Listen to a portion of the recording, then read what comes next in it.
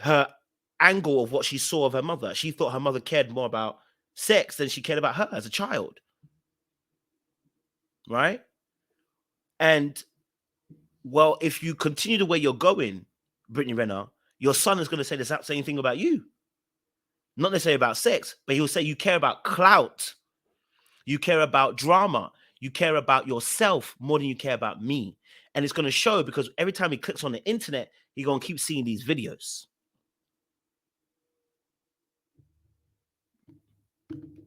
The cycle continues. Well, I mean, if it comes from your book, I'll go ahead and just quote it then. You said, my white mom liked black penis more than she loved me. That's how I felt. Yeah. So she was basically chasing after guys while you were still young and felt like she wasn't really raising you properly? Well, I think, yeah. So, I mean, it's, where was my mom?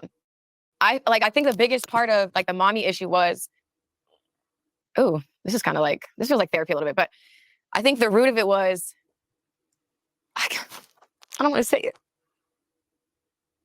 Ew, like you're the first person to make me cry, but I think it was like, how come I'm not enough? Like, how come you don't want to be around? So that quote was me as a young person trying to understand, like, where are you? Like, why don't you want to be here? And I think when I really trace it back, because I've had a lot of time to reflect, I think that's why with men, like I would think like they were the answer. Like if I just would bend and bend and bend and bend until I break, like maybe I'll be good enough then. And there, ladies and gentlemen, is where we're at. So her self-esteem, her worth, feeling like she's good enough are the underlying baseline of motivations that are contributing towards toxic and self-destructive behaviors. Now, one thing about Brittany Renner that I really do like is she is self-aware. The problem is, like I said on my interview with Latirius Whitfield, there's a kill switch. And her kill switch is not that she abandons a relationship. Her kill switch is that she self-destructs. She does things that are going to not able her to win. So she will play a character, become the villain, be hated. She's actually replicating her mum's story. What did she say? She said the whole family hated her mum. She found that there's a campaign against her mum everybody hating her mum. Now, whether that's because she dated a black man, maybe because she was dating black men or whatever. Maybe that's why her white grandparents probably didn't like her, right? Or probably hated the daughter that way or whatever, didn't have positive things to say, right? So that's a situation in itself, right? But now you're replicating that on a larger scale in terms of the hate, because now it seems like a lot of people are hating on, quote unquote, i.e. most men, not necessarily women or as such, are hating on her, and you've replicated that on a larger scale in terms of the energy and the hate and the despising and the disliking energy has now been replicated for Brittany Renner. And so you're actually living a familiar life and the energy is familiar. This is why she's replicating it, because the energy is familiar. So look, what your mom has experienced, that energy is the same energy that you're experiencing out in the social media world, and you're happily living in the villain role because your mom became a villain, real life villain, and that energy is carrying over. And until there is new information, until something becomes your truth, until something becomes understood, and you're willing to believe it. I remember I read a quote that says, something about believing. You can believe something, but do you believe it to be true? Almost like, is it become your truth?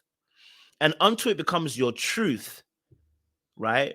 Until it becomes your truth, it becomes very hard to live according to that belief. You believe it, but it's not your truth. You only believe it to a point. So it can be very difficult. And so I'm seeing with Brittany Renner here, that underlining, am I good enough? That back-breaking, that validation seeking is always playing a role. And that's why we saw the Danzo project playing out the way it did. You know, even then, she's still performing. Even then, she's kind of still performing. And I feel like it started from not having those two people that I felt like I had an unconditional love and desire to be accepted by. I cannot believe I just cried, but that's the truth. I'm just trying to be more in my truth. And if tears come, tears come. Yeah. I mean, unfortunately, no matter how hard we try not to repeat our parents' cycles, it seems like we do. Like I do it myself. Like I look back things that my dad did when he was my. So that situation there,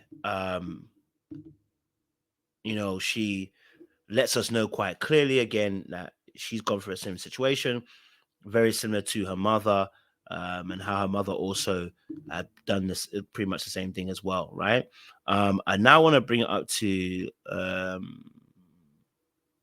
want to see. I wonder if I kept this video. If I want to be able to play a video that where she spoke about not liking men. Yes, I got it. Okay, so I'm gonna bring it to you guys. This was so interesting. And I'm grateful to have you in the room, but don't bite my head off. I'll be able to play this video. Hopefully, my internet doesn't. Right? That's the image that went across a lot of people's minds, and you got the opportunities to jump in on podcasts, jump on interviews, jump on your own live to show a lot of people that you're a lot more clever than a lot of people had given you credit for. So they're sitting here thinking, oh, that something changed. And I think all basketball, NFL, rap, just suckers. It ain't just I just wasn't pertaining that to one guy. I think at some point all of them become suckers, and they forget what's really important. Put it here. I think I have a different approach to parenting just in general. I don't look at my child as like my property or someone that I can live vicariously through. So I think just letting them be themselves and not putting your own judgments or where you think they should be, what you think they should be saying or doing, just the whole just growing up. So, for example, like my son, he didn't start talking until like recently, and then there was concern like, oh, what's wrong? How come he's not talking? It's like, he'll talk when he's ready. So just kind of having that understanding that like kids move at their own pace, so I don't know.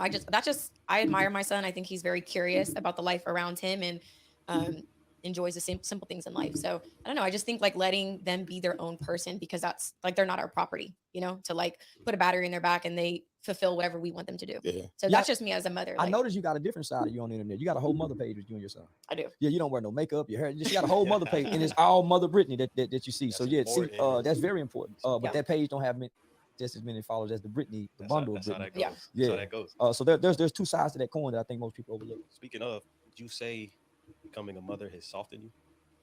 Yeah, there was a time where my son was maybe like a few weeks old and I was about to change him and he's just helplessly like kicking his arms and his legs. I just want to pause it here because clearly this is before she went off the scales. So whatever's happening in between that time,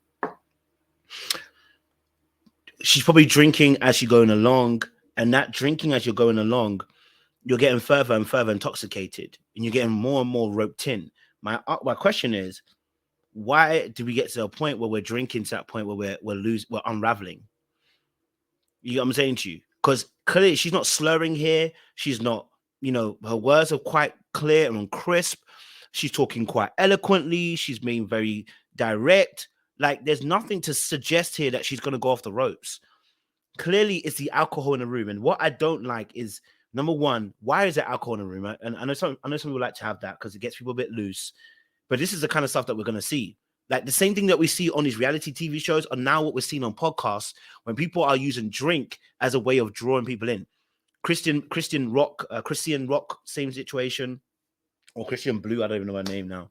Same situation where she was continually drinking on that thing. That was more her than anything. But, we should, let's leave the liquor out of it, man. Because now we're doing what reality TV does, which is you're using liquor to get people to a place where now, not only are they talking, but they're now becoming lucid with it, right?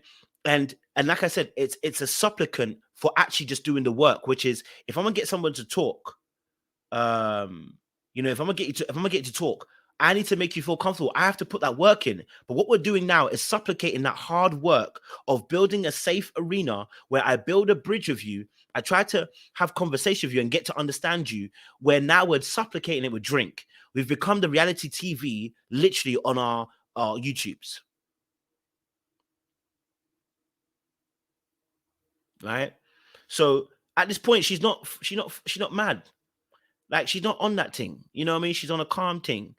And now when she can continue drinking, then she's gonna fall off, right? But she says some interesting things. So let's listen a bit more.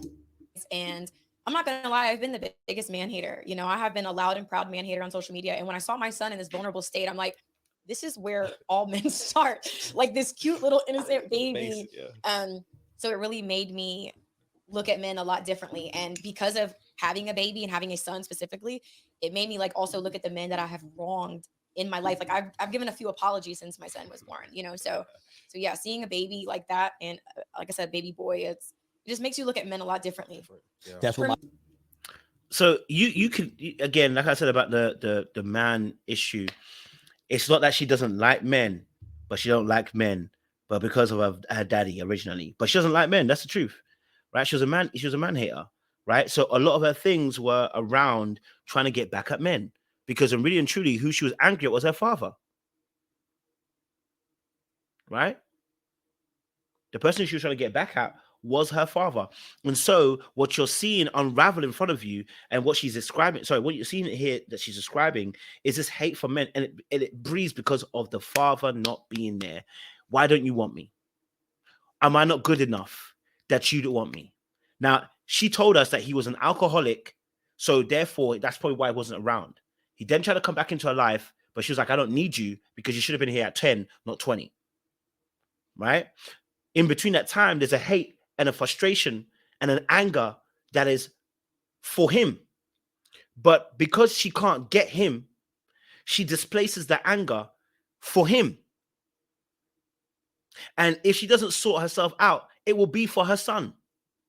And this is what I'm saying about, there are toxic men who are absent, who fly and run the nest, who are not great fathers, but there are so many toxic women too.